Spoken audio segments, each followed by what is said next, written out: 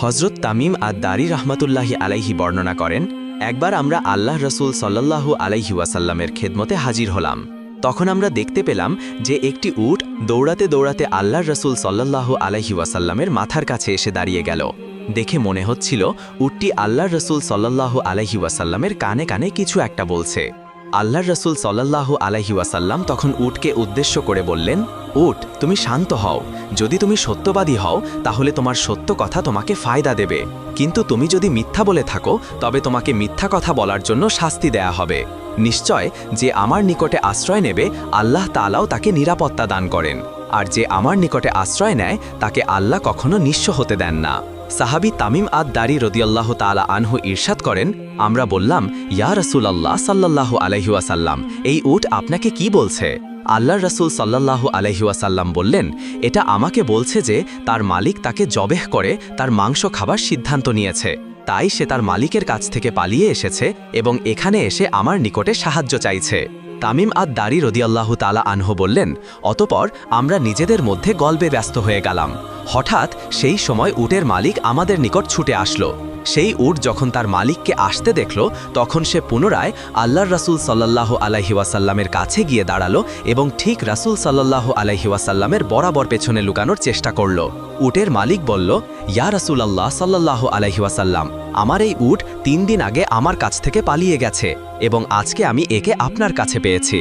এ কথা শুনে আল্লাহর রাসূল সাল্লাল্লাহু আলাইহি ওয়াসাল্লাম বললেন, এই উটটি আমার নিকটে নালিশ জানিয়েছে।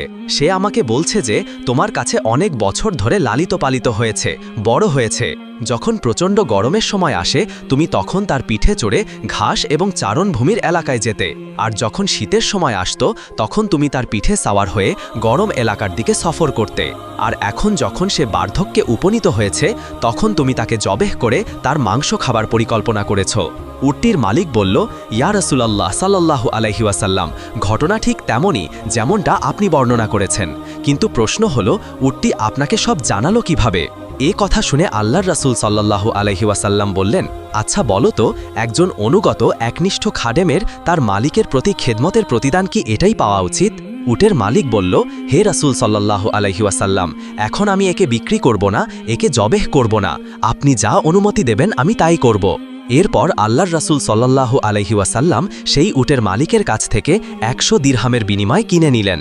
তারপর তিনি উটটিকে বললেন, হে উট, যাও, এখন থেকে তুমি মুক্ত, আল্লাহ তাআলা দেওয়া রিজিক তালাশ করো। অথচ সেই উটটি আল্লাহর রাসূল সাল্লাল্লাহু আলাইহি ওয়াসাল্লামের মাথার কাছে নিজের মুখে এগিয়ে নিয়ে মুখ দিয়ে আওয়াজ করল, যা শুনে আল্লাহর রাসূল সাল্লাল্লাহু আলাইহি ওয়াসাল্লাম বললেন, আমিন আমিন। এরপর উটটি পুনরায় দোয়া করল। আল্লাহর রাসূল আবারও বললেন, আমিন আমিন। উটটি পুনরায় দোয়া করল। আল্লাহর রাসূল তৃতীয়বারের মতো বললেন, আমিন আমিন। কিন্তু উটটি যখন চতুর্থবার একটি শব্দ করল তখন আল্লাহর রাসূল আমিন তো বললেনই না, বরং আবেগপ্রবণ হয়ে কাঁদতে শুরু করলেন এবং বলতে লাগলেন, হায় আমার উম্মত, হায় আমার উম্মত। এমনকি রাসূল সাল্লাল্লাহু আলাইহি ওয়াসাল্লামের চোখ থেকে অশ্রু বের হতে লাগল। সাহাবী তামিম আদ-দারি রাদিয়াল্লাহু তাআলা আনহু বললেন, আমরা জিজ্ঞাসা করলাম, হে রাসূলুল্লাহ সাল্লাল্লাহু আলাইহি ওয়াসাল্লাম, এই উট আপনাকে কি বলছে? রাসূল সাল্লাল্লাহু আলাইহি ওয়াসাল্লাম বললেন, উটটি আমাকে প্রথমবার বলছে, হে রাসূল সাল্লাল্লাহু আলাইহি ওয়াসাল্লাম, আল্লাহ আপনাকে ইসলাম এবং কোরআনের মাধ্যমে উত্তম প্রতিদান দান করবেন। আমি বললাম, আমিন। তারপরে আমাকে বলল, আল্লাহ তাআলা যেন কিয়ামতের দিনে আপনার উম্মতের অন্তর থেকে সমস্ত ভয় ভীতি এমনভাবে দূর করে দেন যেমনভাবে আজকে আপনি আমার অন্তর থেকে ভয়কে দূর করে দিলেন। আমি বললাম, আমিন। তারপর সে দোয়া করল, আল্লাহ তাআলা যেন আপনার উম্মতের রক্তকে শত্রুদের হাত থেকে এমনভাবে হেফাজত রাখেন যেমন করে আজকে আপনি আমার রক্তকে হেফাজত করেছেন।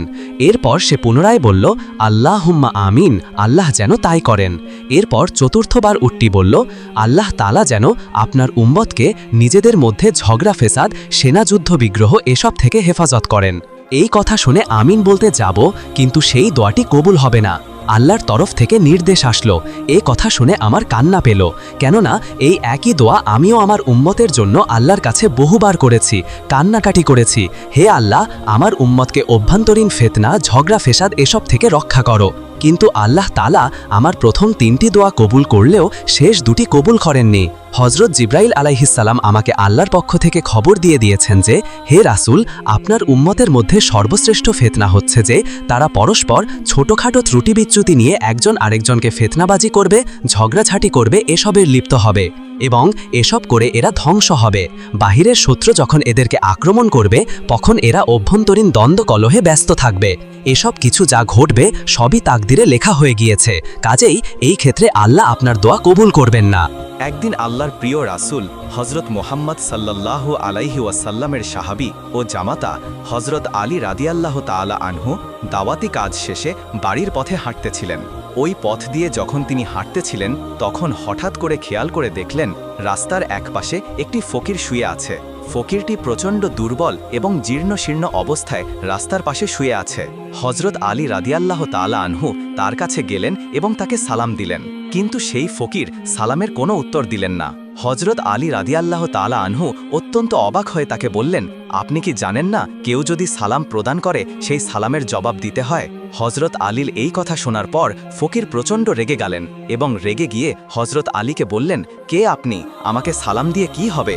সালাম না দিয়ে যদি পারেন আমাকে একটু খাবার দিয়ে সহযোগিতা করুন।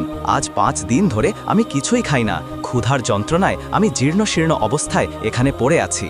ফকিরের এই রাগান্বিত কথা শুনে হজরত আলী রাদিয়াল্লাহু তাআলা আনহুর মনেও কিছুটা রাগ চলে আসলো, কিন্তু তখনই হজরত আলী রাদিয়াল্লাহু তাআলা আনহুর মনে পড়ল কোরআনের সেই আয়াতের কথা। তানহারি আয়াতে আল্লাহ রব্বুল আলামিন বলেছেন, তোমরা ফকির মিসকিনের সঙ্গে ধমক দিয়ে কিংবা রাগান্বিত হয়ে কথা বলবে না। হজরত আলী রাদিয়াল্লাহু তাআলা আনহু তার রাগ নিয়ন্ত্রণ করলেন এবং কোমল সুরে সেই ফকিরকে বললেন, আমার কাছে তো এখন কোনো খাবার নেই, আমি দাওয়াতি কাজ শেষ করে বাড়ির দিকে যাচ্ছি, একটু দূরেই আমার বাড়ি। আপনি যদি খাবার পেতে চান তাহলে আমার সঙ্গে আমার বাড়িতে চলুন, আমার বাড়িতে গেলে হয়তোবা আমি আপনাকে কিছু খাবার দিতে পারবো। ফকির বলল, আমি প্রচণ্ড দুর্বল, ক্ষুধার যন্ত্রণা আমাকে এতটাই কাবু করেছে যে আমি উঠে দাঁড়াতেও পারছি না। আমি কিভাবে আপনার সঙ্গে আপনার বাড়ি পর্যন্ত হেঁটে যাব? আপনার বাড়িতে আমি যেতে পারি যদি আপনি আমাকে কাঁধে করে নিয়ে যান। অতঃপর হজরত আলী রাদিয়াল্লাহু তাআলা আনহু ফকিরকে কাঁধে নিলেন এবং কাঁধে নিয়ে বাড়ির দিকে হাঁটতে শুরু করলেন। কিছুক্ষণ পর হজরত আলী বাড়িতে পৌঁছালেন এবং বাড়ির উঠানে সেই ফকিরকে শুয়ে রাখলেন। তারপর ঘরের দরজায় গিয়ে সালাম দিলেন, আসসালামু আলাইকুম ইয়া আহলাল বাইত। ঘরের ভেতরে হজরত ফাতেমা রাদিয়াল্লাহু তাআলা আনহা এবং হাসান ও হোসাইন রাদিয়াল্লাহু তাআলা আনহুমা অবস্থান করছিলেন। হজরত ফাতেমা রাদিয়াল্লাহু তাআলা আনহাও ক্ষুধার যন্ত্রণায় অনেক দুর্বল হয়ে গিয়েছিলেন, কেননা গত 3 দিন ধরে ফাতেমার চুলায়ও কোনো আগুন জ্বলে না। ফাতেমা যখনই তার স্বামী কণ্ঠের আওয়াজ শুনলেন, তিনি দুর্বল অবস্থায় ধীরে ধীরে উঠে এসে তার স্বামীর জন্য দরজা খুলে দিলেন। হজরত আলী রাদিয়াল্লাহু তাআলা আনহু ঘরের ভিতর প্রবেশ করে দেখলেন ফাতেমা অনেক দুর্বল। ফাতেমার চোখগুলো গর্তের ভিতরে সামান্য ঢুকে গিয়েছে। ফাতেমার চোখে মুখে বিরক্তি আর ক্ষুধার ছাপ। হজরত আলী রাদিয়াল্লাহু তাআলা আনহু জিজ্ঞেস করলেন, ফাতেমা, কি হয়েছে? ফাতেমা রাদিয়াল্লাহু তাআলা আনহা বললেন, আজ কয়েকদিন আগেই আপনি দাওয়াতি কাজে চলে গিয়েছেন। গত 3 দিন ধরে আমাদের ঘরে কোনো খাবার নেই, বাচ্চা দুটো অনাহারে আছে, তারা ক্ষুধার যন্ত্রণায় কাতরাচ্ছে। ফাতেমার এই কথা শোনার পর হজরত আলী রাদিয়াল্লাহু তাআলা আনহুর মাথার ওপর যেন আসমান ভেঙে পড়ল। হজরত আলী রাদিয়াল্লাহু তাআলা আনহু বললেন, আমি রাস্তা থেকে একজন ক্ষুধার্ত ফকিরকে সঙ্গে করে নিয়ে এসেছি এবং তাকে এই আশ্বাস দিয়েছি যে আমার বাড়িতে আসলে আমি তাকে খাবার দিতে পারবো। এখন তো ঘরে কোনো প্রকার খাবার নেই, আমি সেই ফকিরকে কোথা থেকে খাবার দেব? হজরত আলী রাদিয়াল্লাহু তাআলা আনহু আর দেরি করলেন না, তিনি জায়নামাজ বিছিয়ে 4 রাকাত সালাতুল হাজত আদায় করে নিলেন। অতঃপর আলী রাদিয়াল্লাহু তাআলা আনহু আল্লাহর দরবারে বললেন, তুমি তো রহমান, তুমি তো রাহিম, তুমি তো মেহেরবান, তুমি চাইলে সবই সম্ভব। একজন ফকিরকে আমি মেহমান করে বাড়িতে নিয়ে এসেছি, এখন যদি তাকে খাবার দিতে না পারি তাহলে তার সামনে আমি লজ্জিত হব। ইয়া রাব্বুল আলামিন, তুমি আমার সম্মান রক্ষা করো, আমাকে সাহায্য করো। আমি আমার ক্ষুধার্ত স্ত্রীর জন্য খাবার চাই না, আমার ক্ষুধার্ত সন্তানদের জন্য খাবার চাই না, আমি শুধু সেই ফকিরকে দেওয়ার জন্য তোমার দরবারে খাবার চাই। তুমি দয়া করে আমাকে সাহায্য করো, তোমার রহম দিয়ে আমাকে পরিপূর্ণ করো। হজরত আলী রাদিয়াল্লাহু তাআলা আনহুর এই দোয়া আল্লাহ রব্বুল আলামিনের আরশে পৌঁছে গেল। সঙ্গে সঙ্গে আল্লাহ রব্বুল আলামিন জান্নাত থেকে 1 টোপলা খাবার পাঠালেন। একজন অদৃশ্য ফেরেশতা এসে হজরত আলী রাদিয়াল্লাহু তাআলা আনহুর সামনে জান্নাতি খাবারের সেই টোপলা রাখলেন। অতপর আলী রাদিয়াল্লাহু তাআলা আনহু মোনাজাত শেষ করে যখন খাবারের টোপলা দেখলেন, তিনি আল্লাহ রব্বুল আলামিনের দরবারে শুকরিয়া আদায় করতে লাগলেন। মা ফাতেমার ঘরে জান্নাতি খাবারের টোপলা, চতুর্দিক থেকে যেন জান্নাতি ঘ্রাণ বের হচ্ছে। পাশের কক্ষ থেকে হজরত হাসান এবং হোসেন রাদিয়াল্লাহু তাআলা আনহু খাবারের ঘ্রাণ পেয়ে ছুটে আসলেন এই কক্ষে। হজরত হাসান এবং হোসেন রাদিয়াল্লাহু তাআলা আনহু এক দৌড়ে এসে হজরত আলীকে জড়িয়ে ধরলেন। হজরত হাসান বলতে লাগলেন, আব্বাজান, গত 3 দিন ধরে আমরা কিছুই খাইনি। হজরত হোসেন রাদিয়াল্লাহু তাআলা আনহু হাসানকে বললেন, ভাই, আমার কাছে মায়ের চেয়ে আমার বাবাই অনেক ভালো, কেননা গত 3 দিন ধরে মায়ের কাছে কতবার খাবার চাইলাম, মা একবারও আমাদের একটুও খাবার দিল না, আর দেখো না বাবা আমাদের জন্য কত খাবার নিয়ে এসেছে। হোসাইনের এই কথা শুনে মা ফাতেমা রাদিয়াল্লাহু তাআলা আনহা মুচকি হাসলেন। হজরত আলী রাদিয়াল্লাহু তাআলা আনহু সকলের উদ্দেশ্যে বললেন, এই খাবার তোমাদের জন্য না, বাহিরে একজন ফকির অপেক্ষা করছে এবং আমি তাকে খাবার দেব বলে আল্লাহ রব্বুল আলামিনের কাছ থেকে খাবার চেয়ে নিয়ে এসেছি। হজরত আলীর এমন কথার পর হোসাইন রাদিয়াল্লাহু তাআলা আনহু হজরত আলীর 2টি পা জড়িয়ে ধরলেন এবং চিৎকার করে কাঁদতে কাঁদতে বলতে লাগলেন, আব্বাজান, আমরা 3 দিন ধরে প্রচণ্ড ক্ষুধার্ত এবং তৃষ্ণার্ত, আপনি আমাদেরকে খাবার দিন, আমরা খেয়ে আমাদের ক্ষুধা নিবারণ করি। হজরত আলী রাদিয়াল্লাহু তাআলা আনহু অনেক বড় একটি পরীক্ষার সম্মুখীন হলেন। একদিকে তার স্ত্রী এবং সন্তান অনাহারে, অন্যদিকে সেই ভিক্ষুকও অনাহারে আছেন এবং ভিক্ষুককে কথা দিয়ে বাড়িতে নিয়ে এসেছেন। হজরত আলী রাদিয়াল্লাহু তাআলা আনহু এই সামান্য খাবারটুকু এখন কাকে দেবেন? হজরত আলী রাদিয়াল্লাহু তাআলা আনহু 2 দিকের কথা চিন্তা করে পাথরের মূর্তির মতো দাঁড়িয়ে আছেন। এমন সময় হজরত আলীর মনে পড়ল, আল্লাহ রব্বুল আলামিন কোরআনুল কারিমে বলেছেন, নিশ্চয় সম্পদ এবং সন্তান হবে ফিতনার মূল কারণ। পবিত্র কোরআনের এই আয়াত মনে পড়ার পর হজরত আলী সিদ্ধান্ত নিলেন, এই খাবারের একমাত্র হকদার ফকির, অতএব সেই ফকিরকেই এই খাবার দিতে হবে। তারপর ঘর থেকে বের হলেন ভিক্ষুককে খাবার দেওয়ার জন্য। হজরত আলী ঘর থেকে যখনই বের হলেন, তিনি এক অবাক দৃশ্য দেখলেন। তিনি দেখলেন ভিক্ষুক দাঁড়িয়ে দাঁড়িয়ে মুচকি হাসছে। যে ভিক্ষুক রাস্তার পাশে জীর্ণ শীর্ণ অবস্থায় পড়েছিল, তাকে কাঁধে করে বাড়িতে নিয়ে আসতে হয়েছে, সেই ভিক্ষুক এখন উঠে দাঁড়িয়েছে এবং আলীর দিকে তাকিয়ে মুচকি মুচকি হাসছে।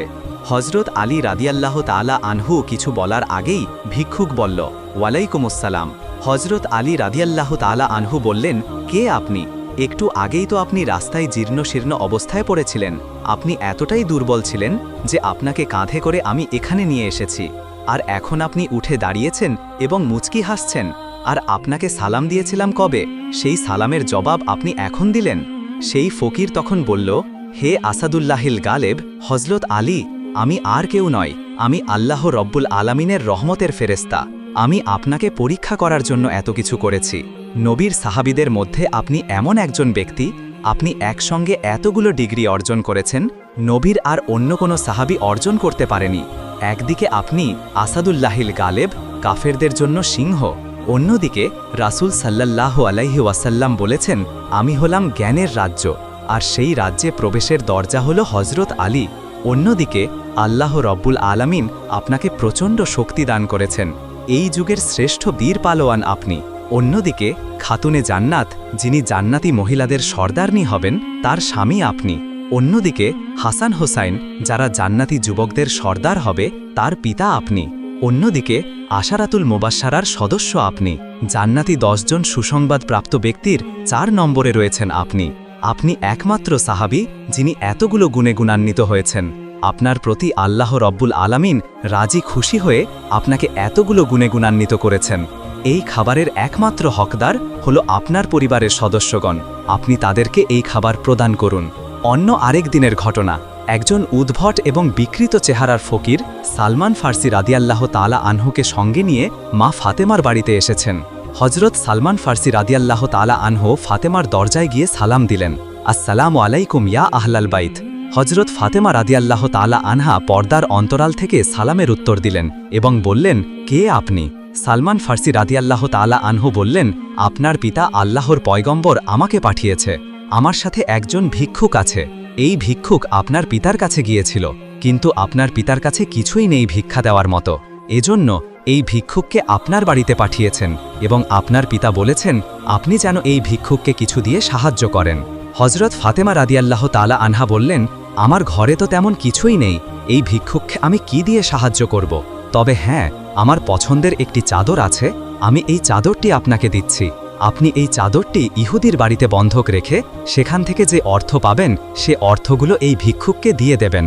হজরত সালমান ফার্সি সেই চাদরটি নিয়ে ইহুদির বাড়িতে গেলেন এবং ইহুদিকে বললেন, এই চাদরটি বন্ধক নেন। ইহুদি চাদরটি হাতে নিয়ে অত্যন্ত চমকে গেলেন। ইহুদি জিজ্ঞাসা করলেন, এই চাদরটি কার? সালমান ফার্সি রাদিয়াল্লাহু তাআলা আনহু বললেন, এই চাদরটি আমাদের বিশ্বনবীর মেয়ে ফাতেমার চাদর। ইহুদি চাদরটি নিয়ে ঘরের ভিতর প্রবেশ করলেন এবং অনেকক্ষণ সময় পর ইহুদি ফিরে এলো। হজরত সালমান ফার্সি খেয়াল করে দেখলেন ইহুদির মাথা বেয়ে টপ টপ করে পানি পড়ছে। মনে হচ্ছে ইহুদি গোসল করে এসেছেন। সালমান ফার্সি তাকে জিজ্ঞাসা করলেন, আপনি তো অনেক আগেই ঘরের ভিতর ঢুকেছেন, এতক্ষণ পর ফিরে এলেন, কই চাদরের বন্ধকৃত অর্থ নিয়ে এসেছেন? ইহুদি বলল, এই নাও চাদরের বন্ধকৃত অর্থ, আর আমাকে এক্ষুনি তোমাদের নবীর দরবারে নিয়ে চলো। আমি কালিমা পড়ে মুসলমান হতে চাই। আমি আমার কিতাব তাওরাতে পড়েছি, আখেরি জামানার শেষ পয়গম্বর যিনি হবেন তার বাড়িতে একদিন ফকির আসবে এবং সেই ফকিরকে ভিক্ষা দেওয়ার মতো কোনো কিছুই থাকবে না। আখেরি জামানার শেষ পয়গম্বর সেই ভিক্ষুককে পাঠাবেন তার কন্যা ফাতেমার ঘরে, কিন্তু ফাতেমার ঘরেও ভিক্ষা দেওয়ার মতো তেমন কিছুই নেই। অবশেষে ফাতেমা তার শরীরের একটি চাদর বন্ধক রেখে সেই ফকিরকে ভিক্ষা দিবেন। তুমি যখন বললে এই চাদরটি বিশ্বনবীর মেয়ে ফাতেমার চাদর, তখনই আমি আমার তাওরাতের ভবিষ্যৎবাণী সত্যতার প্রমাণ পেয়েছি। তোমরা যাকে নবী বলে মানো, এই নবী আখেরি জামানার শেষ নবী। তার সম্পর্কে তাওরাতে যতগুলো ভবিষ্যৎবাণী ছিল সকল ভবিষ্যৎবাণীর সত্যতা আমি ইতিমধ্যেই পেয়েছি। শুধু এই একটি সত্যতার অপেক্ষায় আমি ছিলাম। আমি আর দেরি করতে চাই না, আমাকে এক্ষুনি তোমাদের নবীর দরবারে নিয়ে চলো, আমি মুসলমান হতে চাই। মদিনার বাগানগুলোর মধ্যে এক এতিম ছেলের একটি বাগান ছিল। তার বাগানের সাথে লাগোয়া বাগানের মালিক ছিলেন আবু লুবাবা নামের এক লোক। সেই এতিম ছেলেটি নিজের বাগান বরাবর একটি প্রাচীর দিতে গিয়ে দেখল প্রতিবেশীর একটি খেজুর গাছ সীমানার মধ্যে পড়ে যাচ্ছে। ছেলেটি তার প্রতিবেশীর কাছে গিয়ে সমস্যার কথা বলে সীমানার খেজুর গাছটি কিনতে চাইল, যাতে প্রাচীরটি সোজা হয়। কিন্তু প্রতিবেশী আবু লুবাবা কোনোভাবেই রাজি হচ্ছিল না। কোনো উপায় না পেয়ে সেই এতিম ছেলেটি রাসূলুল্লাহ সাল্লাল্লাহু আলাইহি ওয়াসাল্লামের কাছে গিয়ে পুরো ঘটনা বুঝিয়ে বলল। আল্লাহর রাসূল সাল্লাল্লাহু আলাইহি ওয়াসাল্লাম ডেকে পাঠালেন আবু লুবাবাকে। সে মসজিদে নববীতে আসলে নবী করিম সাল্লাল্লাহু আলাইহি ওয়াসাল্লাম সেই খেজুর গাছটি অর্থের বিনিময়ে হলেও এতিম ছেলেটিকে দিয়ে দিতে অনুরোধ করলেন, কিন্তু আবু লুবাবা যথারীতি রাজি হল না। রাসূলুল্লাহ সাল্লাল্লাহু আলাইহি ওয়াসাল্লাম এ পর্যায়ে চুপ হয়ে গেলেন। এর চেয়ে বেশি তিনি তাকে আর কি বলতে পারেন। উপস্থিত সাহাবীদের মধ্যে সাবিত রাদিয়াল্লাহু তাআলা আনহু ছিলেন। তিনি আবু দাহাদা নামে পরিচিত ছিলেন। মদিনায় তার খুব সুন্দর একটি বাগান ছিল। প্রায় 600 খেজুর গাছ ছাড়াও একটি মনোরম বাড়ি ও একটি পানির কুয়া ছিল সেখানে। মদিনার সব বড় ব্যবসায়ীদের কাছে আবু দাহাদা রাদিয়াল্লাহু তাআলা আনহুর এই বাগানটি সুপরিচিত ছিল। তিনি সপরিবারে সেখানে বসবাস করতেন। আবু দাহাদা রাদিয়াল্লাহু তাআলা আনহু হঠাৎ রাসূলুল্লাহ সাল্লাল্লাহু আলাইহি ওয়াসাল্লামের কাছে গিয়ে বললেন, হে আল্লাহর রাসূল সাল্লাল্লাহু আলাইহি ওয়াসাল্লাম, আমি যদি আবু লুবাবার কাছ থেকে খেজুর গাছটি কিনে এই এতিমকে দিয়ে দিই, তাহলে আমিও কি জান্নাতে একটি খেজুর গাছের মালিক হব? রাসূলুল্লাহ সাল্লাল্লাহু আলাইহি ওয়াসাল্লাম বললেন, হ্যাঁ, তোমার জন্য জান্নাতে খেজুর গাছ থাকবে। আবু দাহাদা রাদিয়াল্লাহু তাআলা আনহু সাথে সাথে আবু লুবাবাকে বললেন, আপনি আমার সেই সম্পূর্ণ বাগানটি গ্রহণ করে সেই খেজুর গাছটি আমাকে দিয়ে দিন। আবু দাহাদা দুনিয়াবি এই বিনিময়ে বিশ্বাস করতে পারছিল না। হুঁশ ফিরলে সে বলল, হ্যাঁ, আমি আপনার খেজুর গাছের বাগানটি গ্রহণ করলাম, বিনিময়ে আমার সেই খেজুর গাছটি আপনাকে দিয়ে দিলাম। হজরত আবু দাহাদা রাদিয়াল্লাহু তাআলা আনহু সেই মুহূর্তে খেজুর গাছটি এতিম ছেলেটিকে উপহার হিসেবে দিয়ে দিলেন। তারপর রাসূলুল্লাহ সাল্লাল্লাহু আলাইহি ওয়াসাল্লামের দিকে তাকিয়ে বললেন, হে রাসূলুল্লাহ সাল্লাল্লাহু আলাইহি ওয়াসাল্লাম, এখন আমি কি জান্নাতে একটি খেজুর গাছের মালিক হলাম? রাসূলুল্লাহ সাল্লাল্লাহু আলাইহি ওয়াসাল্লাম বললেন, আবু দাহাদার জন্য জান্নাতে এখন কত বিশাল বিশাল খেজুরের বাগান অপেক্ষা করছে। বর্ণনাকারী হজরত আনাস রাদিয়াল্লাহু তাআলা আনহু বলেন, এ কথাটি রাসূলে পাক সাল্লাল্লাহু আলাইহি ওয়াসাল্লাম 1, 2 বা 3 বার বলেননি, বরং খুশি হয়ে বারবার বলেছেন। শেষে আবু দাহাদা রাদিয়াল্লাহু তাআলা আনহু সেখান থেকে বের হয়ে সদ্য বিক্রি করে দেয়া সেই বাগানে ফিরে গেলেন। বাড়ির দরজায় এসে স্ত্রীকে ডাক দিলেন তিনি, হে উম্মে দাহাদা, বাচ্চাদেরকে নিয়ে বাগান থেকে বের হয়ে আসো, আমি দুনিয়ার এই বাগান বিক্রি করে দিয়েছি। তার স্ত্রী বললেন, আল্লাহু আকবার, হে আবু দাহাদা, আপনি অবশ্যই অত্যন্ত লাভজনক একটি ব্যবসা করেছেন। আল্লাহু আকবার, আমাদের প্রিয় নবী রাসূল সাল্লাল্লাহু আলাইহি ওয়াসাল্লাম শুধু মানব জাতির জন্যই নন, তিনি ছিলেন সমগ্র জগৎ, মানুষ, জিন ও সমস্ত প্রাণীর জন্য রহমত। আল্লাহ তাআলা তাকে পাঠিয়েছেন দুনিয়ার অন্ধকারে আলো ছড়ানোর জন্য। তার শিক্ষা ও আদর্শ আজও আমাদের পথ দেখায় শান্তি ও সত্যের দিকে। তো এটাই ছিল আমাদের আজকের ভিডিও। যদি ভিডিওটি আপনার কাছে ভালো লেগে থাকে তাহলে অবশ্যই লাইক দিন আর আমাদের চ্যানেলটি সাবস্ক্রাইব করে পাশে থাকুন। আর আপনার কমেন্টে জানিয়ে দিন ভিডিওর কোন অংশটি আপনার কাছে সবচেয়ে বেশি ভালো লেগেছে।